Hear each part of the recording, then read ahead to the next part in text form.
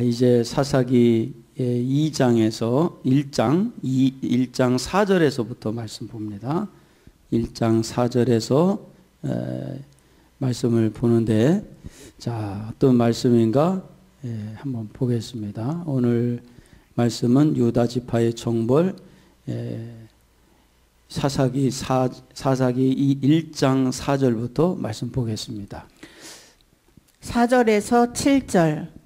유다가 올라가매 여호와께서 가나안 사람과 브리스 사람을 그들의 손에 붙이신지라. 그들이 베색에서 1만 명을 죽이고 또 베색에서 아도니 베색을 만나서 그와 싸워 가나안 사람과 브리스 사람을 죽이니 아도니 베색이 도망하는지라.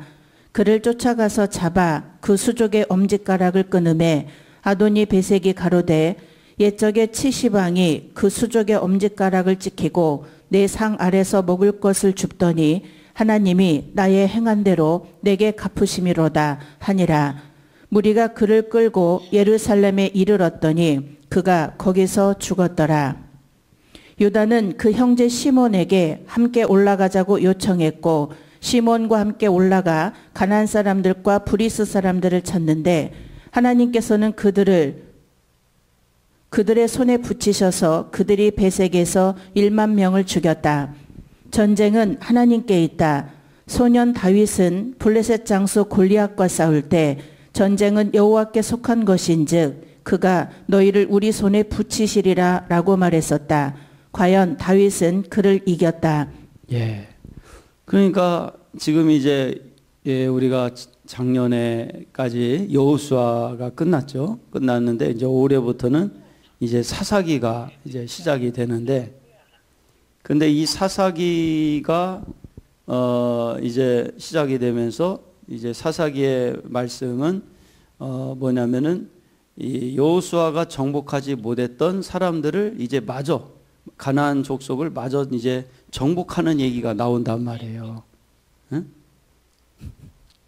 그러니까 그 정복을 하는 얘기가 나오는데, 이 정복의 첫 번째 주자로 나선 이제 족속이 누구냐면 유다 족속이에요. 유다 족속. 그 유다 족속과 시몬 족속이 이제 그 가나안을 정복하러 나갔는데, 그 정복의 첫 번째가 누구냐면 지금 오늘 나온 베색이라는 그 이제 족속이에요. 근데 이 족속이 문헌에 보면 나중에 어떤 얘기가 나오냐면은 이 베색의 그 왕을 잡아서 예루살렘으로 이렇게 데리고 오는 얘기가 나와요. 그런데 이 베색이 그 예루살렘의 왕이다라는 그 문헌도 있어요. 그러니까 어쨌거나 이 베색이 자기 입으로 그래요. 내가 70의 왕을 이제 그 고난을 줬다는 얘기가 나와요. 그런데 똑같이 이 베색이 어떤 일을 당하냐면 엄지손가락을 꺾이는 사건이 일어나요. 그만큼 이 베색이 강력한 그 왕이었다는 거죠. 그런데 이 왕을 지금 이 유다 족속이 물리치는 얘기가 나옵니다. 예. 4절 가나안 사람. 1절에도 같은 말이 나오지만 그것과는 조금 의미가 다르다. 즉 이 말은 성경에서 넓은 의미와 좁은 의미의 두 가지의 경우로 사용되고 있다. 넓은 의미로 가나안에 거주하는 모든 족속, 좁은 의미로 시돈과 두로의 베니게 지역 해변가와 요단강 계곡 및 평원에 살았던 가나안 후기 원주민 중에 한 족족. 본문에서는 두 번째의 좁은 의미로 사용되었다. 브리스 사람, 이 역시 가나안 후기 원주민 중에 하나였다. 브리스라는 말은 성벽도 없고 문이나 빗장이 없는 장소라는 뜻의 페라조트에서 파생된 말이다. 이를 보아서 브리스 사람은 요새화된 성이나 성벽이 없는 성읍 또는 작은 마을에 살았던 가나안의 한 종족을 가리키는 것으로 보인다. 그런데 이들이 성벽을 세우지 않은 것은 그들의 거주지가 주로 산지였기 때문에 그 자체가 충분한 요새 역할을 했기 때문이다. 예. 그러니까 굳이 성벽을 세우지 않아도 이 브리스 사람들은 산악에서 살다 보니까 그 자체가 요새인 거예요. 그래서 이렇게 세웠다는 거예요. 그런데 여기 오늘 이제 이 여러 족속들, 미정복된 가나안 족속들을 이제 정복하는 얘기가 나오는데, 그 유다 지파와 시몬 지파가 앞장서서 이 정복을 하는데, 사실은 만만한 민족들이 아니에요. 가나안 미정복된 족속들이. 그러나 그 하나님이 지난주에 말씀하셨던 것처럼 뭐냐면, 너희가 정복할 수 있도록 하나님이 함께 하시겠다고 했어요. 돕겠다고 했어요. 근데 그 말씀대로 실제로 그대로 이루어지는 것을 보게 되는 거예요. 예. 베색. 유다는 베색에서 1만 명을 죽이고 그곳에서 아도니 베색을 만나 그들과 싸워 가나안 사람과 브리스 사람을 죽였다. 베색은 본문에만 언급되어 있다. 사무엘상 11장 8절에 언급된 베색은 유다 지파의 영토와는 멀리 떨어진 곳이었기 때문에 본문에서 말하는 베색과는 다른 곳이었다. 일부 학자는 베색의 의미가 빛이었다고 주장하여 이곳이 모래가 많아 태양빛에 반사되는 지역을 말하는 용어라고 하였다. 5절 아도니 베색. 베색의 우두머리라는 뜻으로 아마도 베색 성읍의 통치자를 부르는 칭호였던 것으로 보인다. 이와 같은 칭호는 애굽의 왕을 바로, 그랄 왕을 아비멜렉이라고 부르는 것과 같다. 6절 그 수족의 엄지가락을 끊음에. 고대 근동에서는 전쟁 포로를 다룸에 있어서 이처럼 불고로 만들거나 눈을 뽑아 버리는 경우가 흔히 있었다. 이러한 형벌은 상대방에게 수치를 주기 위함이었음은 물론 실제적인 목적도 지니고 있었다. 즉 엄지손가락을 자르는 것은 무기를 잡을 수 없도록 하기 위함이었고, 엄지발가락을 자르는 것은 도망칠 수 없도록 하기 위함이었던 것이다. 그리고 눈을 뽑는다는 것은 그만큼 상대방의 활동에 제약을 가하는 행위가 아닐 수 없었다. 예. 그러니까 이것이 이제 실제로 어떤 그 수치를 주는 것도 있었지만 실질적인 그 목적이 있었다는 거예요. 그래서 이 칼을 잡으려면 이 엄지손가락이 있어야 이렇게 잘 잡히잖아요. 이거를 잘라놓으니 잡을 수가 없는 거예요. 엄지발가락을 자르니 이렇게 잘 도망갈 수도 없고, 눈을 뽑으니 잘 보이지도 않고, 그러면서 이렇게 실제로 지금 이 유다 지파에 의해서 이렇게 실제로 엄지손가락, 베셋이라는 이 우두머리, 이 베셋이 실질적으로 엄지손가락을 잘랐다는 거예요. 예. 이러한 역사적 신뢰로는 일찍이 페르시아 제국이 망하여 헬라의 포로가 되었을 때 헬라인들이 포로들의 수족과 귀 따위를 잘랐던 사건을 들 수 있다. 아무튼 본절에서 아도니 베색이 이 같은 형벌을 당한 까닭은 일찍이 그가 동일한 방법으로 70명의 군왕들을 능욕했기 때문이다. 비록 단편적이긴 하나 칼을 쓰는 자는 칼로 망한다는 진리를 여기서도 발견할 수 있는 것이다. 예. 그래서 결국은 그 베셋이, 아도니 베셋이 이렇게 형벌을 받은 이유 중에 하나가 실제로 이 아도니 베셋도 동일한 방법으로 70명의 군왕을 능욕했다는 거예요. 그러니까 이제 그 능욕한 그대로 자기가 능욕을 당하는 거예요. 그런데 나중에 이스라엘 백성들이 하나님 앞에 순종치 않아서 바벨론 포로로 끌려갈 때도 똑같이 눈이 뽑히는 그런 일들이 벌어지는 거예요. 그러니까 우리가 어떤 일이냐, 어떤 일이 있어도 이 믿음의 길을 가야 되는데, 이 뒤에 문헌에 보면 이 가나안 족속들이 가지고 있는 공통점이 이렇게 지금 하나님이 이들을 치잖아요. 치는 이유가 뭐냐면 우상을 그렇게 섬긴 거야, 이 가나안 족속들이. 근데 나중에 이스라엘 백성이 타락해서 우상을 섬기게 될 때 이스라엘보다 더 강력한 바벨론을 들어서서 이스라엘을 치는 거예요. 그러니까 우리가 어떤 일이 있어도 우리는 동일한 하나님의 역사 방법을 이해하고 우리가 그렇게 하지 말아야 돼. 예. 7절 70왕. 이들이 정확히 누구인지는 알 수 없다. 그러나 왕에 해당하는 멜레크는 종종 일개 성읍의 통치자를 가리키기도 한다. 따라서 이들은 아도니 베색 당시 각기 가나안의 군소 성읍을 관장하던 군왕들이었던 것으로 추정된다. 상 아래서 먹을 것을 줍더니 마치 개처럼 주인의 상에서 떨어지는 부스러기를 주워 먹는 행위를 가리킨다. 이는 인간이 맛볼 수 있는 가장 비참하고 굴욕적인 대접 중 하나의 다름이 아니다. 하나님이 나의 행한 대로 내게 갚으심이로다. 타인에게 가한 손상만큼 가해자에게도 동일한 형벌이 주어지게 하는 동해 보복법은 모세 율법 이외에 함무라비 법전에도 언급되어 있다. 이러한 사실을 볼 때 아도니 베색의 이 한탄의 말은 이스라엘의 하나님 앞에서 진실로 회개한 말이라기보다는 당시에 널리 알려져 있었던 인과응보적 사상에 따라 자신이 처한 공고한 상태를 한탄한 말이었다고 볼 수 있다. 예. 그러니까 이제 그 하나님이 유다 지파를 통해서 이렇게 가나안을 미정복된 가나안 족속들, 특히 베셋을 치기 시작하자 이 베셋 왕이 이렇게 한탄을 하는 거예요. 그러니까 우리가 여기서 이제 볼 수 있는 것은 이스라엘이 유다가 그래도 신앙이 있었기 때문에 하나님 이렇게 역사를 일으켜 주는 거예요. 그러니까 우리가 이 신앙이라는 것이 그래서 중요한 거예요.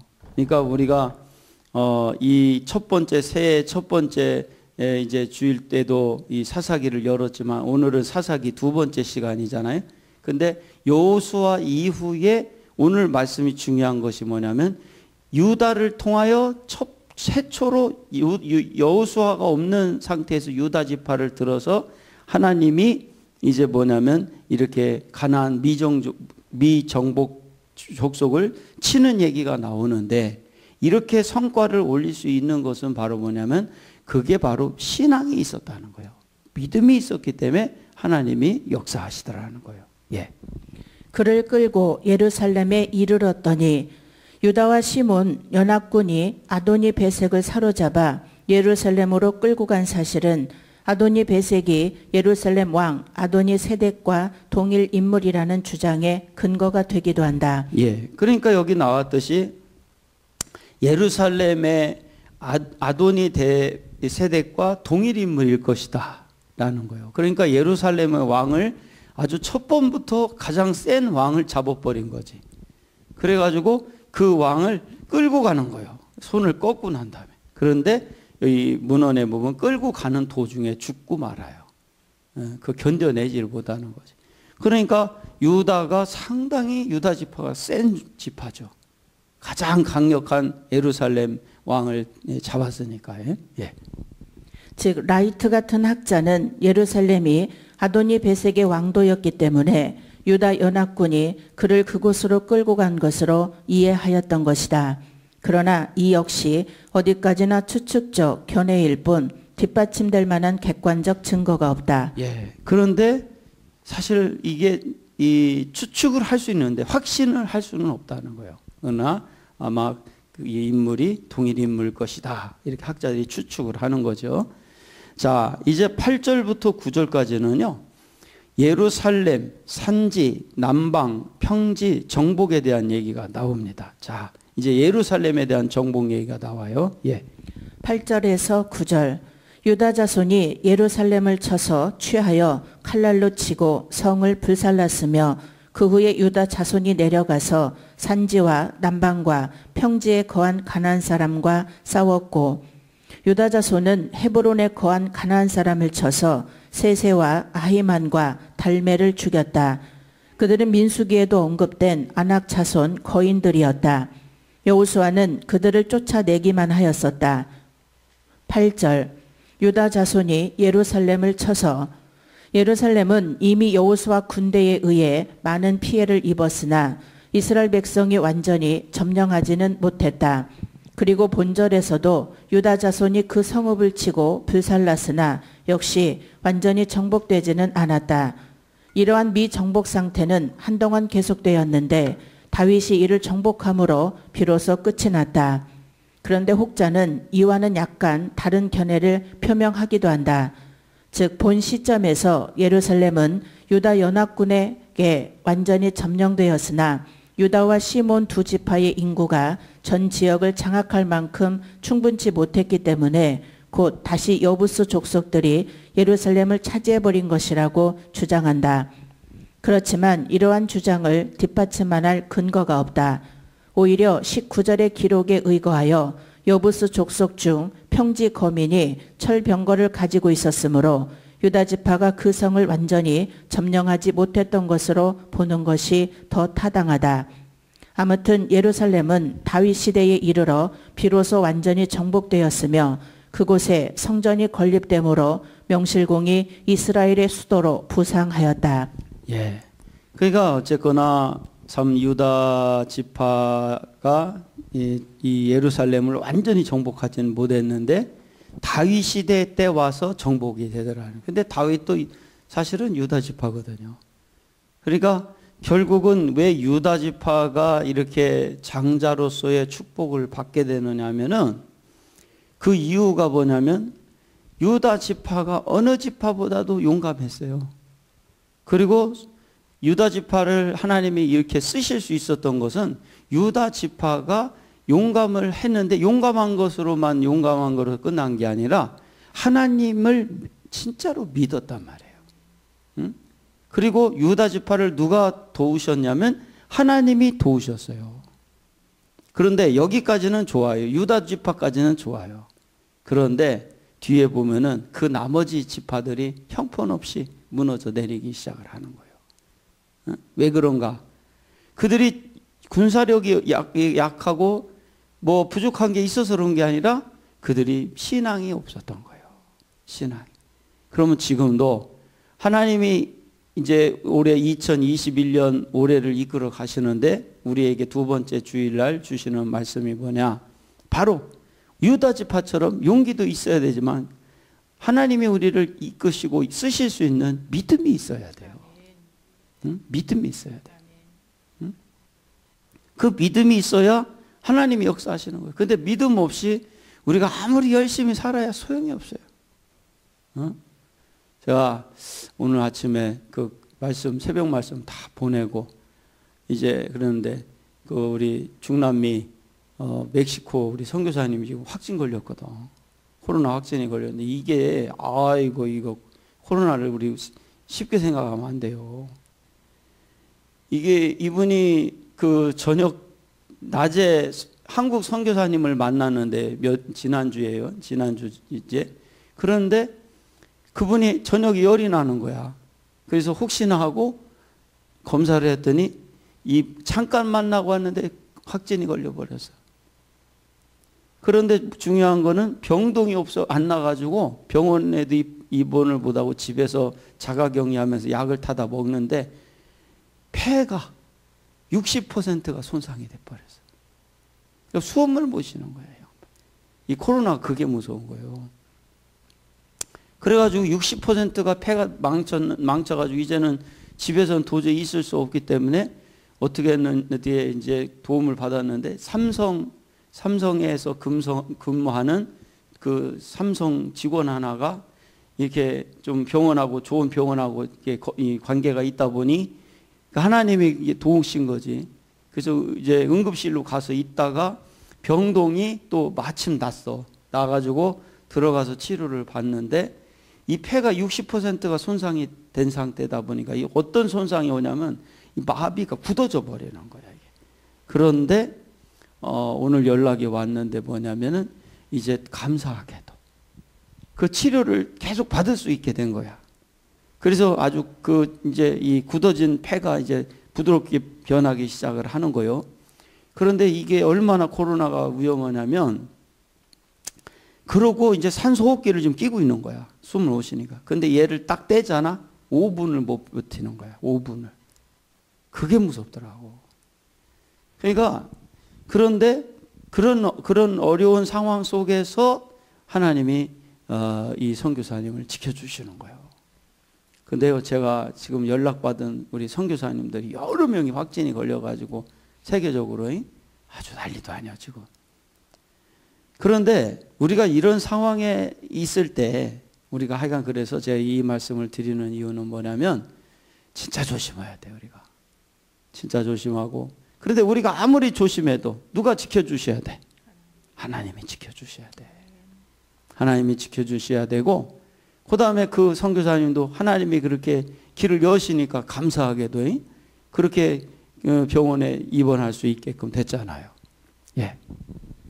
9절 내려가서 유다 지경의 북단 경계에 해당하는 예루살렘에서부터 남쪽 경계인 네게브를 향해 나가는 것을 염두에 둔 표현이다. 산지와 남방과 평지, 유다 지파가 기업으로 받은 가나안 땅 지경의 지형상 특징 및 구조를 나타내주고 있는 말이다. 이 중 산지, 즉 유다 산지는 해발 약 800m에 달하는 예루살렘을 포함한 유다 지경 내의 산들을 가리킨다. 그리고 남방은 헤브론과 가데스 바네 사이의 반사막지대로서 일명 네게보라고도 불리운다. 그리고 평지는 히브리어로 쉐펠라라고 불리우는 저지대로서 곧 지중해 해변의 해안 평야와 팔레스틴 중앙 산맥 사이에 남북으로 길게 뻗어 있는 지역을 가리킨다. 예.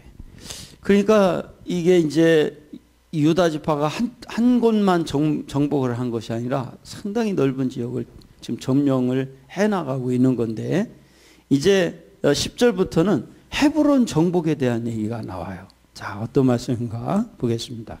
10절 유다가 또 가서 헤브론에 거한 가나안 사람을 쳐서 세세와 아히만과 달메를 죽였더라. 헤브론의 본 이름은 기럇 아르바이었더라. 10절 헤브론 예루살렘에서 남서쪽으로 30km 정도 거리에 위치한 해발 910여 미터 정도의 고도이다. 오늘날 엔칼릴로 불리우는 도시인데 상공업으로 유명하다. 한편 일찍이 헤브론은 아브람이 여호와께 제단을 쌓았던 곳이며 아브람과 사라가 매장된 곳이기도 하다. 그리고 후에는 다윗의 통치 초기 7년 동안 유다의 수도가 되기도 했다. 또한 연맹이라는 뜻을 가지고 있는 이 고대 도시는 이스라엘에게 정복된 후 이스라엘의 6 도피성 중 하나가 된다. 한편 헤브론은 갈렙과 밀접한 연관이 있는데 그 이유는 아마 헤브론이 이스라엘 가나안 정탐 때에 갈렙의 책임 지역이었기 때문인 것 같다. 예. 그러니까 저는 이 문을 보면 그 생각을 했어요. 왜 갈렙이 헤브론을 달라고 했을까? 이 산지를 내게 달라고 하면서 그 헤브론을 이제 달라고 그 정복하고, 그 헤브론이라는 데가 기럇 아르바라는 지형이거든요. 근데 이게 기럇 아르바라는 것은 큰 자 중에 아버지라는 뜻을 갖고 있어요. 그러니까 이 거인족설 중에서도 가장 큰 자가 사는 곳이 헤브론이에요. 그런데 왜 달라고 할 수 있었냐면은 보니까 이제 12명이 정탐을 할 때 지역을 분배를 해서 정탐을 하는 거예요. 근데 그 지역, 담당 지역이 바로 이 갈렙에게 있어서 담당 지역이 헤브론이었어요. 그러면 이거는 뭘 말하냐면, 아니 땐 굴뚝에 연기 날 일 없다듯이 우리가 이 신앙도 뭐예요? 내가 충성한 만큼 그 몫을 하나님이 주시는 거예요. 응? 그러니까 이 갈렙이 어느 누구 12명의 정탐꾼들 중에 이 헤브론을 가봤기 때문에 참 그것이 중요하다는 걸 알고 있는 거예요. 근데 여러분들 알다시피 헤브론이 어디입니까? 거기에 막벨라 굴이 있는 곳이 아닙니까? 근데 이 헤브론이 왜 중요하냐면 아브라함하고 조카 롯하고 이렇게 아브라함의 목자들과 조카 롯의 목자들이 서로 이렇게 양을 이 가축을 키우다 보니까 싸움이 난 거야. 이 목주지를 두고. 그랬을 때 이 아브라함이 이 조카 롯에게 네가 좌하면 내가 우하고 네가 우하면 내가 좌하리라. 그러니까 이 조카 롯이 어디를 선택했냐면 소돔을 선택해버리고 떠났단 말이에요. 그때 하나님이 나타나서 뭐라고 말했냐면 이제 네가 보는 모든 땅을 다 주겠다는 거예요. 좌우가 아니요, 아브라함에게는 모든 땅을 다 주겠다 하고 약속받은 데가 헤브론이에요. 여기 헤브론. 그러니까 그러면서 헤브론을 아브라함이 그 자기 아내 사라를 묻을 때 이 땅을 샀잖아요. 그때 준가 은 400세겔을 주고 샀단 말이에요. 그러면서 문헌에 보면 하나님이 최초로 역사하실 수 있는 땅이 확보됐다 그랬어요. 아담 하와가 타락한 이후에 이 땅은 다 마귀의 땅이에요. 옛뱀 마귀의 땅이었는데 최초로 하나님이 역사할 수 있는 땅을 확보한 게 뭐냐면 바로 이 헤브론이란 말이에요. 그런데 왜 이 헤브론이 하나님이 그 아브라함을 통해 이 땅을 사게 했느냐면은, 자 보세요. 좌할 때 내가 우하고 우할 때 좌하리라는 이것이 뭘 말하는 거예요? 싸우겠다는 거요. 이제 싸움을 멈춘 거예요. 인간의 싸움을 멈췄어. 인간의 싸움을 멈춘 그 자리가 하나님이 역사하는 그 시점이라는 말이에요. 응? 선악의 저주를 끝냈어. 끝낸 그 자리가 바로 하나님이 역사하는 자리야. 응? 자, 이 헤브론이라는 것은 그 땅을 살 때 뭐라고 하면 샀냐면 싸우게 샀다고 했어요. 예? 아니면 종교를 확대시키려고 샀다고 했어요. 사라 아내를 장례 치르려고 하는 장지로 쓰려고 산다고 했단 말이에요. 그건 뭐냐면 안식을 말하는 거예요. 모든 것에 안식을 위해서 했더니 하나님이 그 땅을 살 수 있도록 허락하시더라는 거예요. 응? 그러니까 이 헤브론이 왜 중요하냐면 인류가 타락한 이후에 최초로 인간이 하나님의 역사가 시작될 수 있도록 하는 그 땅이요. 그런데 이 땅을 살 때 어떤 학자들은 그런 얘기를 해요. 헤브론이 중요한 이유가 아브라함이 믿음의 조상이 됐지만 어디에도 믿음을 사용한 적이 없어요. 제대로. 그런데 이 땅을 믿음으로 샀다는 거예요. 그래서 헤브론을 역사적으로 중요한 의미를 갖고 있는 게 뭐냐면 그 땅이 아브라함이 최초로 인간 최초로 믿음을 사용한 땅이라는 거예요. 그래서 헤브론이 중요해서 우리가 성수순례 갔을 때 이 막벨라 굴이 있는 이곳을 간 이유가 최초로 믿음을 사용한 곳이기 때문에 하나님이 축복하신 다음에. 예. 세세와 아히만과 달메, 헤브론에 거하던 거인족 아낙의 세 자손이다. 이 중 세세는 애고방 시삭처럼 태양을 의미하고 아히만은 이방신인 무니의 친구를 의미한다. 그리고 달메는 박고랑을 각각 의미한다. 한편 일찍이 헤브론은 여호수아에 의해서 파괴되고 헤브론 왕 호암도 죽임을 당했었다. 그리고 드빌, 아남 및 기타 산지의 성읍들도 헤브론과 마찬가지로 파괴되었었다. 그러나 본절에 따르면 그 후에 아낙 자손으로 된 이 세 씨족이 헤브론을 재탈환했던 것 같다. 때문에 이스라엘은 이를 다시금 정복해야 했었는데 유다 지파와 갈렙의 군대가 이를 재정복한 것으로 나와 있다. 한편 이 세 씨족의 이름들은 당시 그들이 섬기던 우상들의 이름에서 본딴 것으로 가나안 땅의 우상 숭배가 얼마나 만연했는가를 잘 보여준다. 예. 그러니까 가나안 족속을 하나님이 이스라엘 백성을 통해 쫓아나게 한 이유는 우상을 섬겼다는 거예요. 그러니까 이것은 뭐냐면 우상을 섬겼다는 얘기는 하나님의 방법으로 삶을 열어간 게 아니라 인간의 방법으로 삶을 열어갔다는 거예요. 그러니까 지금도 우리가 이제 새해 첫 번째부터 주시는 말씀이 뭐냐면 우리가 절대로 인간적인 방법을 쓰지 말자 이거예요. 응? 하나님 앞에 신앙하는 일을 통해서 하나님이 열어주신다니까. 신앙하는 일을 통해 하나님이 열어주시는 거예요. 어떻게든 신앙하려고 하는 일, 믿으려고 하는 일을 하는 사람은 하나님이 길을 열어주시는 거예요. 그때는 나의 수고와 노력이 들어가지 않아. 그러나 내가 열기 시작하면요. 하나님이 여는 게 아니라 내가 열기 시작하면 내 인생은 내가 다 책임을 져야 돼. 예. 기럇 아르바, 헤브론의 원래 이름은 넷으로 된 성읍이라는 뜻이다. 이러한 이름은 당시 서로의 필요에 의해서 네 성읍이 하나로 연합한 데서 유래된 듯하다.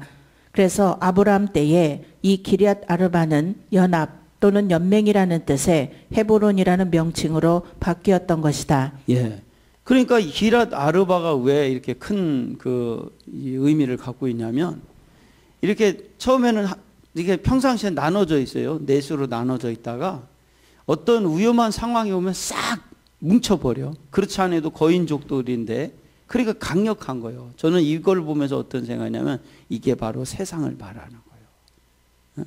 그리고 이 세상은 기랏 아르바라는 이 아르바도 역시 뭐냐면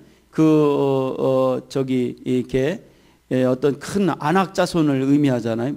아모리 족속. 바로 지식이라는 이 세상적인 것을 의미한단 말이에요. 그 세상은 뭐가 정복을 하고 있냐면요, 믿음이 아니에요. 지식이지. 사실이라는 지식이 세상을 점령을 하죠. 그리고 여차하면 뭐 뭉쳐서 움직인단 말이에요. 그런데 이거를 이 유다가 한 방에 깨버리는 거예요.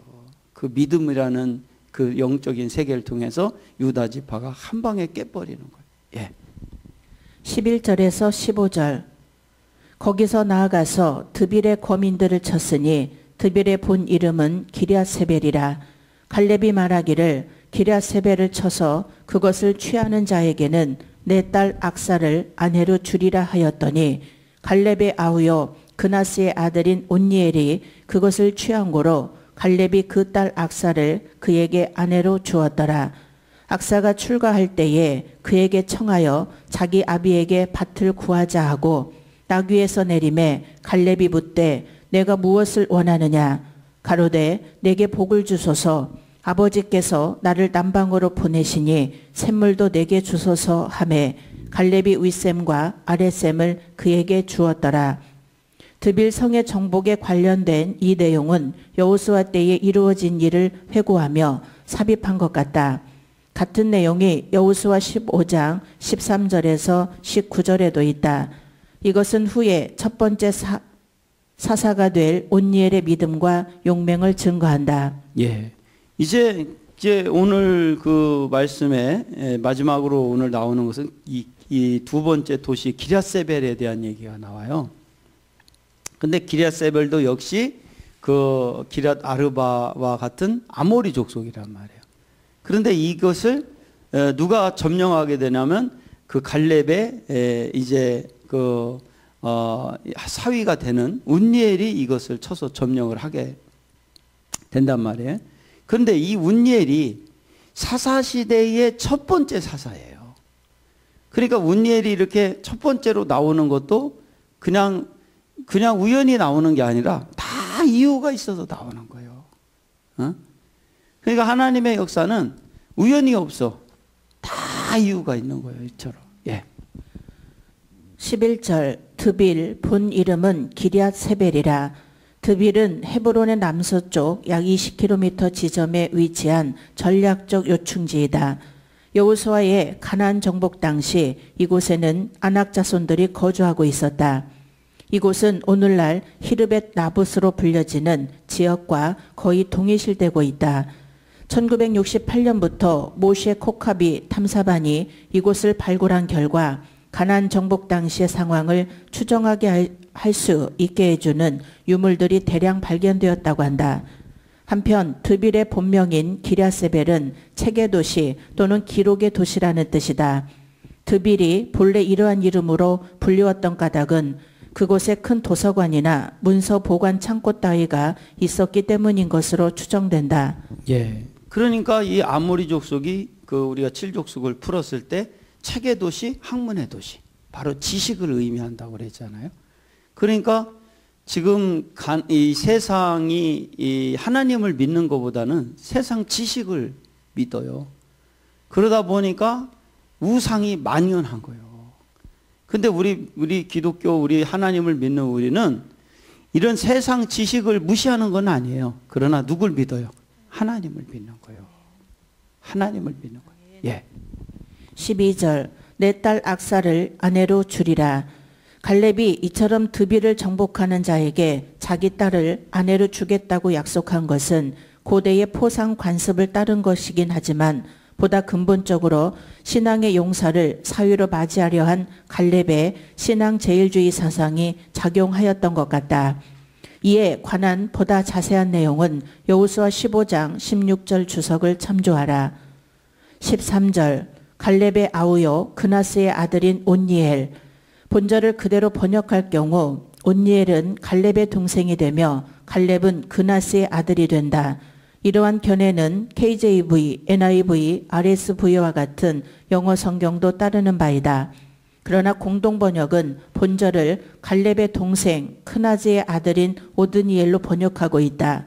그에 따르면 온니엘은 갈렙의 조카가 되며 그나스는 갈렙의 동생이자 온니엘의 아비가 된다. 이는 리빙 바이블이 취하고 있는 견해이기도 하다. 이러한 서로 다른 해석은 성경의 원문이 그 어느 쪽으로도 번역할 수 있는 문장으로 이루어져 있는 데서 비롯된 현상이다.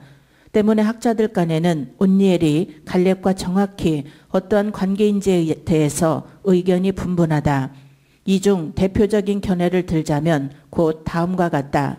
첫째, 온니엘은 갈렙의 이복 동생이라는 견해. 이는 갈렙이 여분네의 아들인데 반해 본절에서의 온니엘은 그나스의 아들인 것으로 나와 있는 점에 근거하고 있다.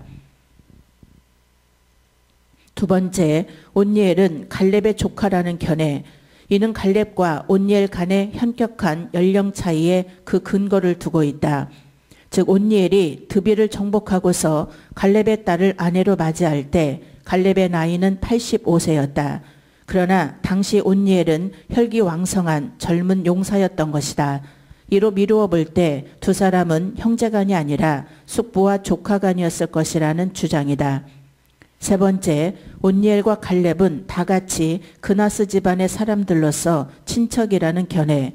이는 민수기 32장 12절에 갈렙이 그나스 사람 여분네의 아들로 나와 있으며 본절에서는 온니엘이 그나스의 아들인 것으로 나와 있는 점에 근거한 주장이다.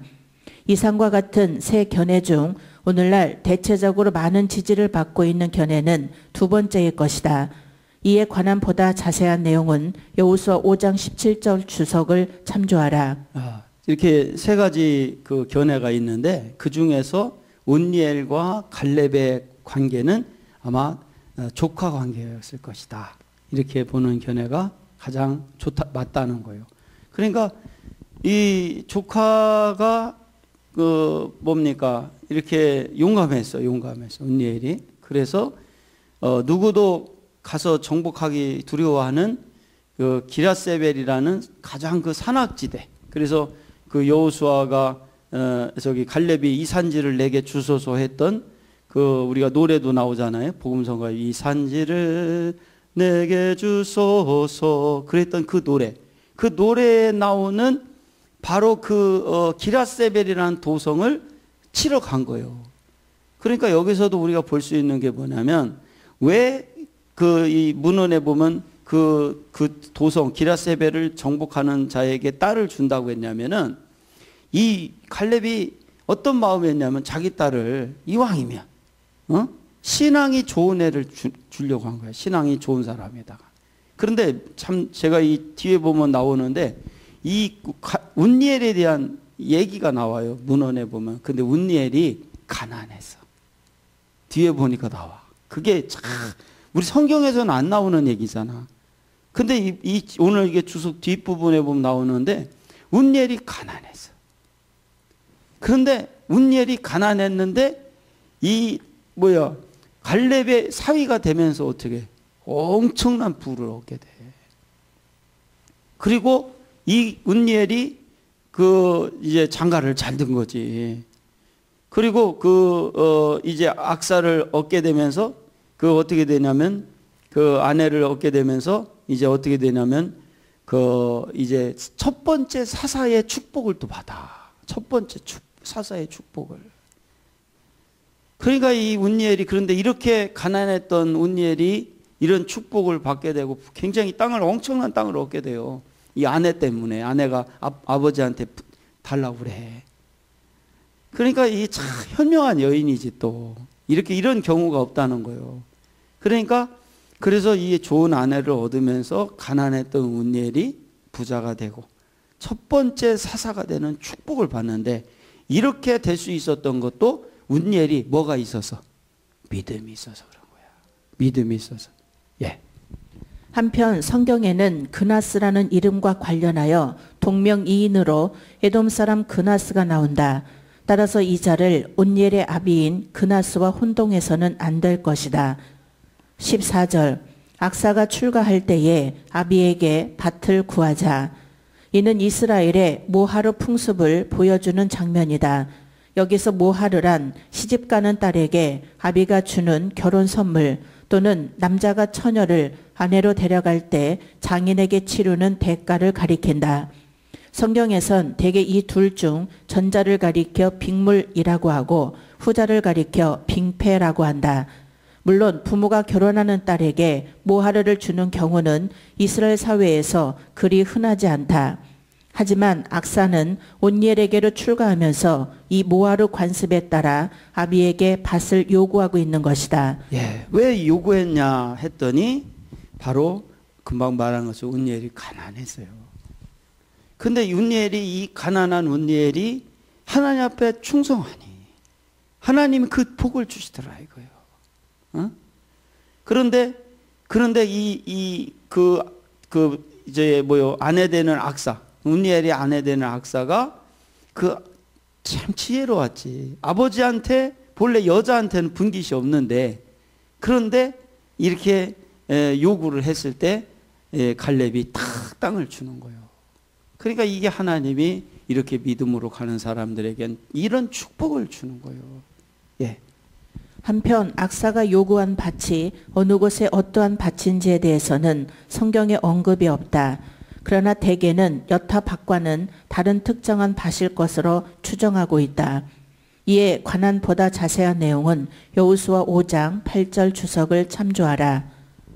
15절 아버지께서 나를 남방으로 보내시니 KJ 부인은 이를 당신께서 내게 남쪽 땅을 주셨으니로 번역하고 있다.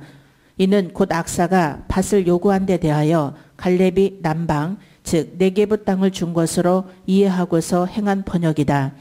어쨌든 악사가 출가하여 온니엘과 한 가정을 이루게 된 곳은 네게부 지역이었는데 그곳이 드빌이었을 가능성도 배제할 수 없다. 이스라엘 이렇게 지도가 이렇게 기드럽게 생겼잖아요. 근데 위쪽은 북쪽이고 또 옆쪽은 이제 동쪽이고 그다음에 밑에가 남쪽이란 말이에요. 근데 남쪽에 땅을 얻게 됐다. 그런데 뒤에 바로 나오는데 그 땅이 학자들이 추측할 때 헤브론이었다는 거예요. 참 알짜배기지. 그죠? 그냥 일반 땅도 아니고 이 악사가 아버지에게 요구했던 땅이 문헌에는 헤브론으로 나와 있어요. 그러니까 이 악사가 그 딸 악사가 아주 눈이 아버지만큼 지혜로운 눈이 있지. 응? 그리고 이 온니엘이 정말 이스라엘의 가장 축복받은 땅을 얻게 되는 거지. 이제 그 얘기가 나오는 걸 한번 봅시다. 샘물도 내게 주소서. 남방은 거의 사막과 같은 곳이었다. 때문에 급수는 그곳에서 생활하는 자들에게 있어 절대 중요한 문제였다. 이 점을 잘 알고 있던 악사였기에 그녀는 현명하게 아비에게 샘물도 요구한 것이다. 예, 땅만 요구하는 게 아니라 샘물도 요구하는 거예요. 그래야 땅을 이렇게 경작해서 먹을 수 있고 살 수 있잖아요. 예. 갈렙이 윗샘과 아랫샘을 두었더라. 이 샘들의 위치에 대해서 정확히 알려진 바는 없으나 혹자는 헤브론 부근에 있었다고 한다. 그것은 아마 온니엘이 싸워 정복한 드빌 땅과 헤브론 지역의 일부였을 것이다. 자, 그런데 참 이 악사가 요구했을 때 줄 수 있었던 이유가 뭐냐면 이 온니엘이 이렇게 그냥 공짜로 얻은 게 아니라 알고 보니까 온니엘이 드빌이라는 기랏 아르바와 이 헤브론이라는 이 드빌이라는 곳과 이제 이 헤브론이라는 이 지역을 이미 다 싸워서 얻은 거야. 그러니까 충분히 요구할 수도 있었어. 근데 이게 온니엘이 요구한 것이 아니라 그 아내가 지혜롭게 요구를 하자 아버지는 흔쾌히 그 땅을 주는 거야. 왜? 이미 공적을 세웠잖아. 그죠? 그러니까 참 희한하고, 그리고 오늘 우리가 또 하나 알게 된 것은 이 운니엘이 가난했다는 거. 참 이게 하나님이 참 기가 막힌 신의 한 수잖아요. 예. 이는 헤브론 남방 약 9km 지점에 위치한 오늘날의 텔 베이트 미르심에서 두 샘이 발견되었다고 하는 사람들의 주장과도 어느 정도 일치한다. 예, 실제로 이 헤브론 지역에 두 샘이 발견이 됐다는 거예요. 그러니까 이게 참 희한한 거죠. 예. 아무튼 재치 있고 현명한 악사로 말미암아 본래 가난한 자였던 온니엘은 넓은 지역을 차지하게 되었고 후에 이스라엘의 사사로 그 위치를 구축할 수 있었던 것 같다. 이에 관한 보다 자세한 내용은 여호수아 15장 19절 주석을 참조하라. 예. 그래서 참 이렇게 장인어른인 이제 장인어른에 통해서 이렇게 악사인 딸과 사위가 되는 운니엘, 그리고 이 장인이 갈렙이라는 이 장인의 그 걸쭉한 믿음. 그러니까 결국 믿음으로 모든 것이 축복이 되는 거예요. 그러면 오늘 한 주간도 우리가 결론을 내린다면 우리도 한 주간 내릴 수도 믿음으로 가자는 거예요. 응? 그럴 때 하나님께서 모든 것을 역사해 주실 줄 믿습니다. 예, 기도하겠습니다. 하나님 감사합니다.